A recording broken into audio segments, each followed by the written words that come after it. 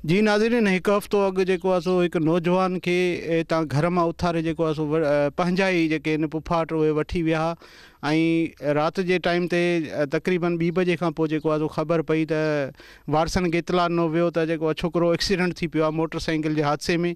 पर जॾहिं उन्हनि खे ख़बर पई त हिननि जो को ज़ाती पाण में तज़ाद हुयो कंहिं प्लाट जे मसइले तां, ऐं जेको आहे उहो छोकिरो जेको आहे उनखे धकु हणी मारियो वियो आहे ऐं कुहाड़ियूं हणी, वारसनि जो चवणु आहे त कुहाड़ियूं हणी मारियो वियो आहे। अॼु बि असां हुनजे तॾे ते मौजूदु आहियूं जिन जे घर में अॼु हींअर बि रोज़ु राड़ो आहे। अचो त हिननि जे वारसनि खां पुछा कयूं त उहो हादसो कीअं पेश आयो ऐं हुननि जी पाण में कहिड़ी दुश्मनी आहे। अचो त हिननि सां ॻाल्हि ॿोल कयूं। 10 बजे वठी विया हितां, असांखे चई छॾियो त शहर तां वञूं। पोइ उते वठी वियासीं, हितां बेगुनाह करे बेदर्दीअ सां मुंहिंजे भाउ खे मारे छॾियऊं। असांखे मोटी अचे ॿुधायूं त एक्सीडेंट थियो आहे। पोइ असां पंहिंजे भाउ खे ॾिठो, असांजो भाउ कातिल सफ़ा करे छॾियऊं। उनजो इंसाफ़ खपे। ही पुफाट आहिनि, असां खां 10 बजे उथारे वठी विया आहिनि। असां सुजाॻ आहियूं, चवनि था असां अचूं था हितां थी। उन खां पोइ असांजो पीउ दिलि जो मरीज़ ऐं रहीम पुटु कुर्बान जो ऐं मुस्तू पुटु छुटे जो ऐं कादिर पुटु मीर जो ऐं रफ़ीक पुटु मीर जो हितां वठी विया आहिनि त असां अचूं था जल्दी तकिड़ा मोटी था अचूं। पोइ उन खां असांखे चयो अथनि त गाॾीअ में एक्सीडेंट थियो आहे ऐं तव्हांजो भाउ असां खणियो पिया अचूं। असां रोई रड़ी विया आहियूं त हुते असां ॾिठो आहे असांजो भाउ बेदर्दीअ सां मुअल आहे, बेॾोह मुअल आहे।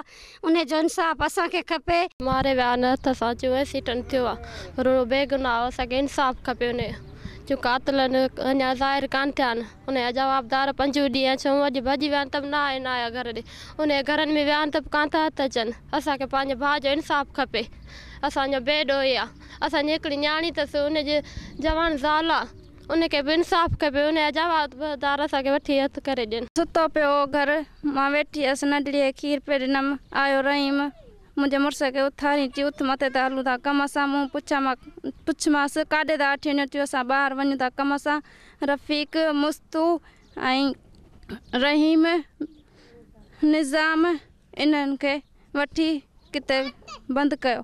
मूंखे इंसाफ़ खपे। मां न्याणीअ जी मां छोरी छिनी आहे। मुंहिंजी का न वाह, मुंहिंजो हिकिड़ो ललंगो उहो कमाइण करण वारो। असां राति खां ॾींहुं वेठा आहियूं। मुंहिंजो इंसाफ़ कयो। हिते बि न तव्हां इंसाफ़ कंदो न मां मथे कोरठनि में वञी धाईंदसि। मुंहिंजो इंसाफ़ कयो। मां छोरी छिनी आहे, मां यतीम आहे। प्लाटनि घरनि जो चकर आहे जंहिंमें हू वठी विया अथसि राति जो 10 बजे मुंहिंजे पुट खे। उनखे वठी विया आहिनि, हितां वठी धोखो करे विया आहिनि। चयो अथनि त असां अचूं था। हीअ घड़ीअ खां पोइ कुझु टाइम खां पोइ इतलाह मिलियो त तव्हांजो छोकिरो एक्सीडेंट थियो आहे। उन में हिन ज़ालिमनि मूंसां ज़ुल्म कयो आहे, जेके हथ सां मारे, कुहाड़ियूं हणी, सरिया हणी, मुड़ुस जूं टंगूं भञी, ॿाहूं भञी, बेदर्दीअ सां मारे छॾियो आहे। मां हिन वक़्तु साईं मुराद अली शाह खे अपील थो कयां।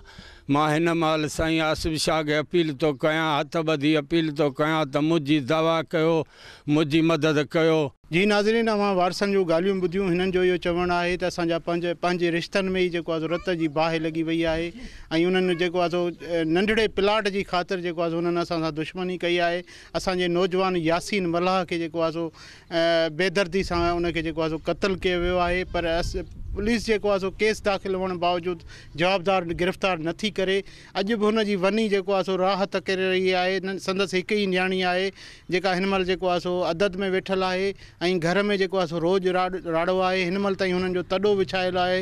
हिननि जेको आहे सो वस वारनि खां SSP जामशोरो, DIG हैदराबाद ऐं IG सिंध खां मुतालबो कयो आहे। उनखां अलावा सिंध जे वॾे वज़ीर जंहिंजो हीउ तक आहे उनखां मुतालबो कयो आहे त जवाबदारनि खे गिरफ़्तार करे असां सां इंसाफ़ कयो वञे। कैमरामैन मुबशर सोलंकी सां गॾु अशरफ अतार, टाइम न्यूज़, सेवण शरीफ़।